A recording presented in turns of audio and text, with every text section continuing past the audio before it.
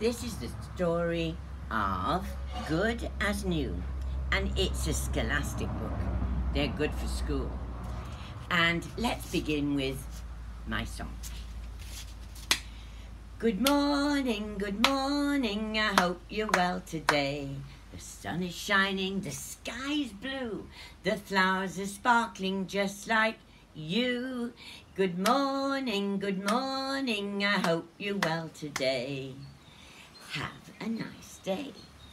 Now, as I was reading this morning, it's a very nice little reading book, and I just loved it. And it's about a teddy bear. Good as new. Okay, good as new, and there's a teddy bear, look, see? I think he's special. I thought my grandpa could fix anything, but one morning last week he fixed the hose and the fence and my swing and my sandbox and Yim Lee's fire engine and Carmen's wagon. But then my cousin Casey came to visit while Uncle Jonathan went riding with his club, and Casey started crying as soon as my uncle rode away. So here they are, here's the grandpa, and I would think this is Ying Lee, and this is the little boy, and here's Casey who's coming to visit.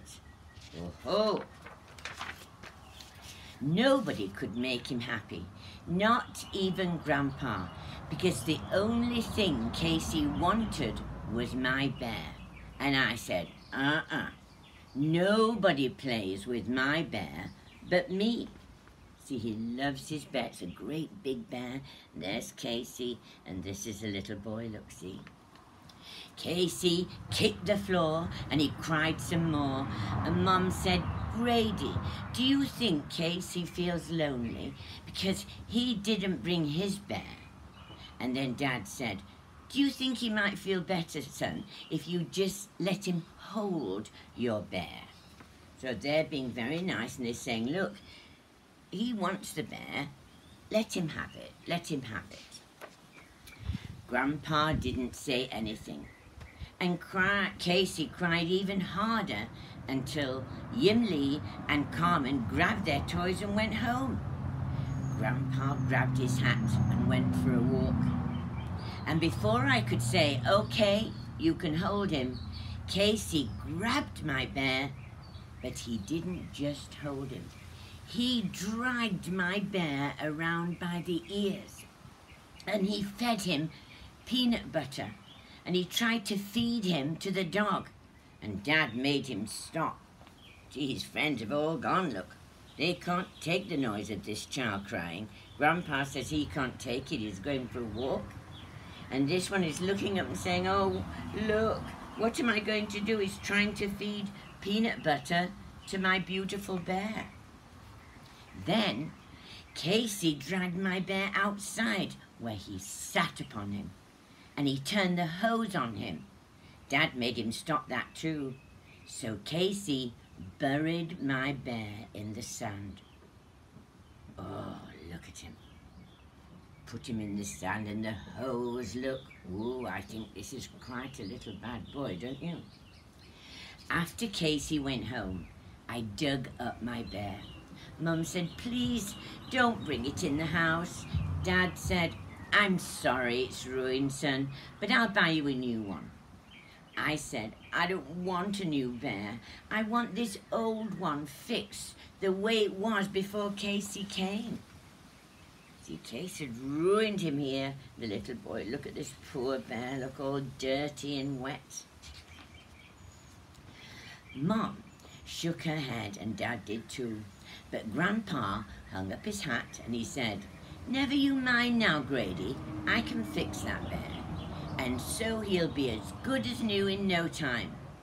Then he bought a big brown paper bag outside, and we sat down. But he opened up his pocket knife. I said, oh, wait a minute. What's that for, Grandpa? Are you sure you can fix my bear? Of course I can, he said to me. hold on here and pull so I can see to cut the stitches. Oh, he's got a big brown paper bag, look.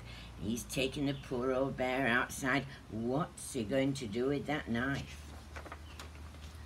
I held on and I pulled, but I didn't want to watch because Grandpa opened up my bear and then he started to pull out the stuffing. All the stuffing. That's what the brown paper bag was for. My bear's stomach went flat, the way mine feels when I'm hungry. His arms and his legs wrinkled up too. So I said, Grandpa, are you sure that this is the right way to fix my bear? See, he's gone flip-flop like that because he's empty. Grandpa just kept on working. My bear's nose dropped and his head flopped, and I covered my eyes and I said, Grandpa, are you sure?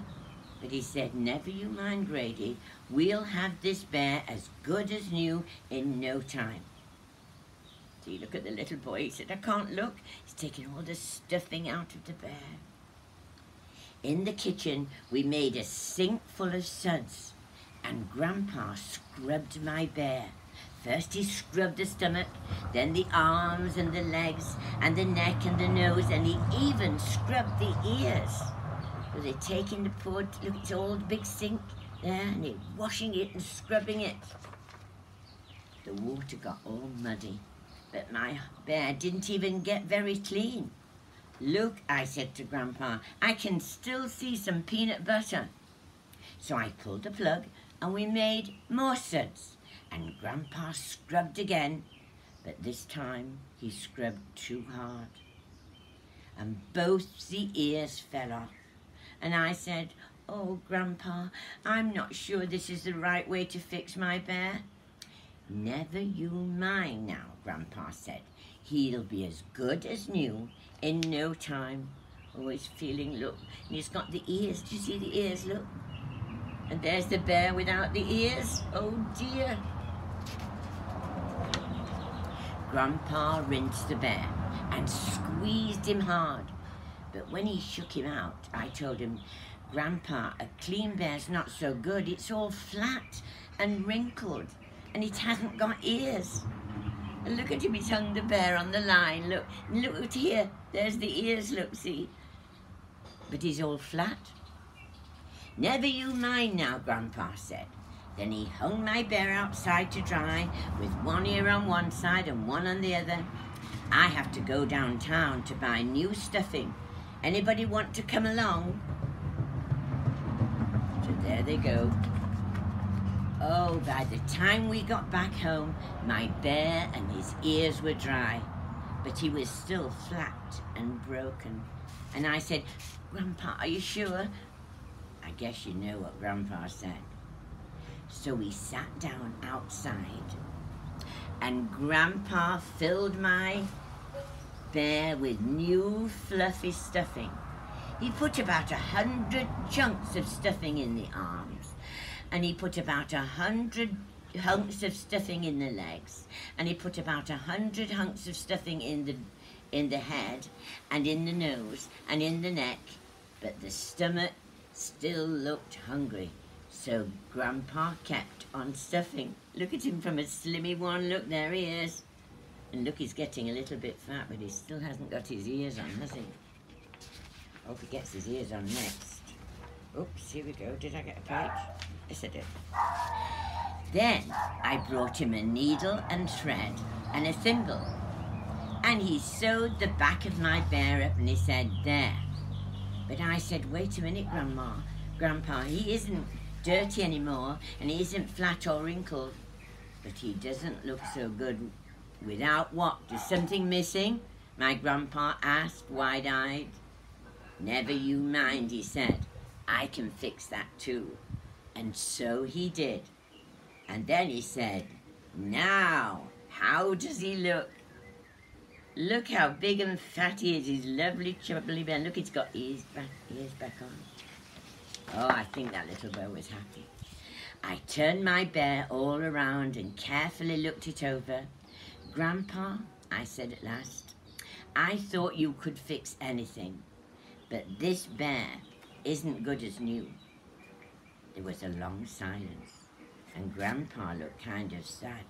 It's better than new, I shouted, laughing, and I gave him the best bear hug. Now, whenever Casey comes to visit, Grandpa and I grab our hats and my bear, and we slip out the back door. Never, never, never minding anybody else. They don't want Casey to come and spoil this perfectly stuffed bear. So Grandpa and the boy, Grady, are going for a walk now. And Casey can go and play with all the other toys. That was a nice story, even though it's a thin one. It's a scholastic one. And I've just realised I saw the name in it, and it belongs to Lorna Marie. Lorna Marie Bethel, thank you very much for your book. Bye.